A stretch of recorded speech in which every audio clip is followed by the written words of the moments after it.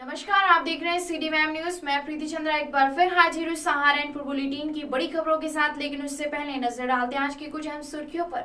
दुनिया को अलविदा कह गए पात पात झड़ने वाले गीतकार राजेंद्र राजन, कोरोना के चलते हुआ निधन। चुनाव मतदान से पहले चुनाव आचार संहिता की खुलेआम उड़ी धज्जियां। वोट मांगने को लेकर दो पक्षों में जमकर चले लाठी डंडे, कई कारें भी हुई क्षतिग्रस्त। प्रशासन की कड़ी सुरक्षा के बीच पोलिंग बूथों पर हुआ मतदान।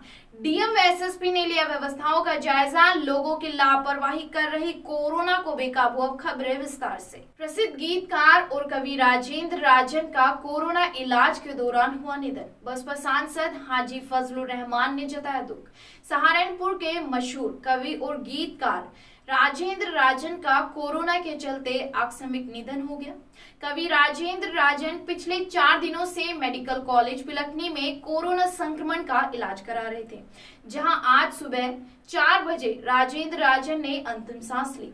राजेंद्र राजन के निधन से पूरा साहित्य जगत शोक में डूबा है।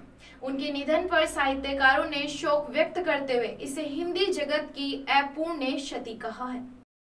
साहस का परिचय दिखाते हुए पुलिस कर्मियों ने घर में घुसे सांप को पकड़कर जंगल में छोड़ा।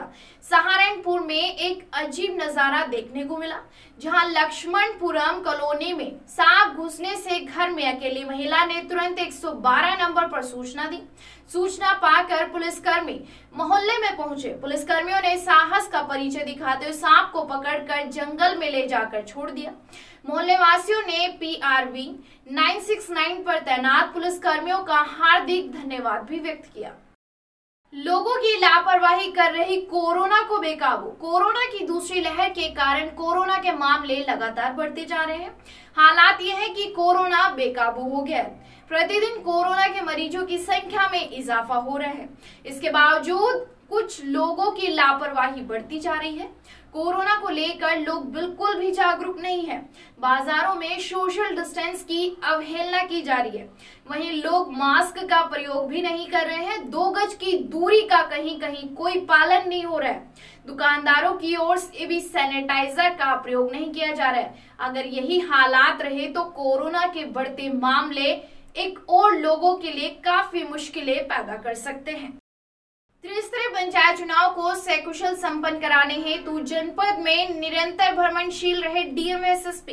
त्रिस्तरीय पंचायत निर्वाचन चुनाव 2021 को सकुशल संपन्न कराने के दृष्टिगत जिलाधिकारी अखिलेश सिंह व एसएसपी डॉक्टर चिनप्पा ने जनपद में निरंतर भ्रमणशील रहते हुए पुलिस बल के साथ थाना नकुड़ क्षेत्र के ग्राम टाबरा पुराली व थाना गंगो के ग्राम लखनौती व कुंडा खुर्द में मतदान केंद्रों की स्थितियों का जायजा लिया व सभी को कोविड-19 गाइडलाइन का पालन कराने की हिदायत भी दी।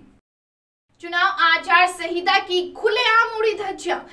बड़गांव सहारनपुर क्षेत्र के जड़ोदा पांडा के माजरा किशनपुरा में प्रधान पद के उम्मीदवार आशीष त्यागी के पिता राकेश त्यागी व उनके समर्थकों के द्वारा आज सुबह 3 बजे वोटरों की खरीद फरोख्त करते समय दूसरे प्रधान पक्ष के समर्थकों के सामने मामला संज्ञान में आने पर आपस में कहासुनी हो गई और जमकर लाठी डंडे भी चले, जिसमें दोनों पक्षों के लोगों को चोटें आई।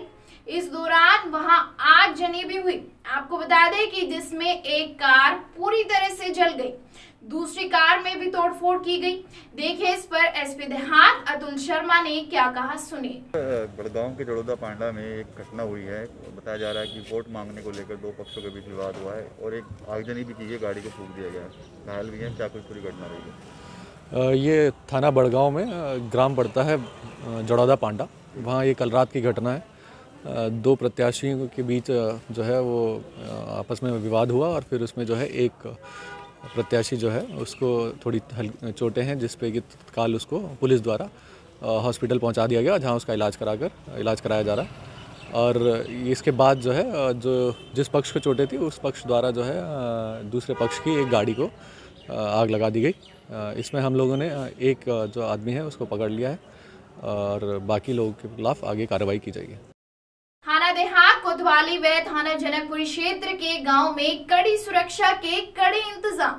कोरोना काल के चलते प्रदेश में हो रही पहले चरण के वोटिंग के दौरान थाना जनकपुरी, ग्राम खुर्द, जमालपुर, ग्राम समालखा, जुनारदर, पाडली, खुशहालपुर थाना देहात कोतवाली के महेश्वरी खुर्द, सलेमपुर भूकड़ी, ग्राम देवला में वोट डालने जा रहे वोटर की थर्मल स्क्रीनिंग के बाद ही उन्हें भेजा गया। वहीं आपको बता दें, बूथ पर सरकार द्वारा जारी की गई गाइडलाइन का पूरी तरह से पुलिस प्रशासन ने पुख्ता इंतजाम किए। थाना देहात कोतवाली प्रभारी उमेश रोरिया, थाना जनकपुरी प्रभारी अवनीश गौतम के नेतृत्व में टीपी नगर चौकी इंचार्ज वीनू सिंह, राकेश केमिकल चौकी प्रभारी प्रदीप यादव भी क्षेत्र में सड़क पर उतरे और वोट डालने के बाद अनावश्यक रूप से खड़े लोगों को घर भेजा। ग्राम पंचायत चुनाव में वोटरों में भी वोट डालने को लेकर काफी उत्साह दिखाई दिया। त्रिस्तरीय पंचायत चुनाव में पोलिंग बूथ पर कार्यरत कर्मचारियों ने की प्रशासन द्वारा उपलब्ध कराए गए खाने की गुणवत्ता की तारीफ। थाना जनकपुर प्रभारी अवनीश गौतम व टीपी नगर चौकी इंचार्ज ने पोलिंग बूथ पर लगे पुलिस कर्मियों व स्टाफ के लिए स्वादिष्ट व बहुत ही अच्छे खाने की व्यवस्था की, जिसका पोलिंग बूथ पर ड्यूटी लगे पुलिस स्टाफ व पोलिंग अधिकारियों ने खाने की गुणवत्ता को देखते हुए बहुत प्रसन्न हुए और थाना जनकपुरी प्रभारी अवनीश गौतम व टीपी नगर चौकी इंचार्ज वीनू सिंह का बहुत बहुत धन्यवाद भी व्यक्त किया। एनआरआई उद्योगपति गुप्ता बंधुओं की पुलिस से तीखी नोकझोंक। सहारनपुर के मूल निवासी और अफ्रीका के विवादित उद्योगपति गुप्ता बंधुओं का खुलेआम पुलिस कर्मियों को धमकाने का मामला सामने आया है। दरअसल हुआ ये कि वह निरंजनी अखाड़े के पीठाधीश्वर कैलाशनंद महाराज के काफिले के साथ हर की पौड़ी शाही स्नान करने के लिए पहुंचे थे। शाही स्नान के बाद पुलिस प्रशासन ने साधु संतों और उनके भक्तों के जाने की व्यवस्था एक साथ कर रखी थी, लेकिन गुप्ता बंधु निर्धारित रूट से हटकर हर की पौड़ी से सीधे अपने होटल जाना चाहते थे। इसको लेकर गुप्ता बंधु पुलिस कर्मियों से बहस करने लगे। पुलिसकर्मी नहीं जानते थे कि वह कितने बड़े उद्योगपति हैं, लिहाजा पुलिस कर्मियों ने अपनी ड्यूटी निभाते हुए उन्हें नियमों का पालन करने की सलाह दी, लेकिन गुप्ता बंधु उल्टा पुलिस कर्मियों से ही उलझ बैठे। बहरहाल पूरा मामला कुंभ क्षेत्र में चर्चा का विषय बना हुआ है। आज का बुलेटिन आपको कैसा लगा, अपने विचार हमारे कमेंट बॉक्स में जरूर दीजिएगा। हर लेटेस्ट अपडेट पाने के लिए हमारे चैनल को अभी सब्सक्राइब करें।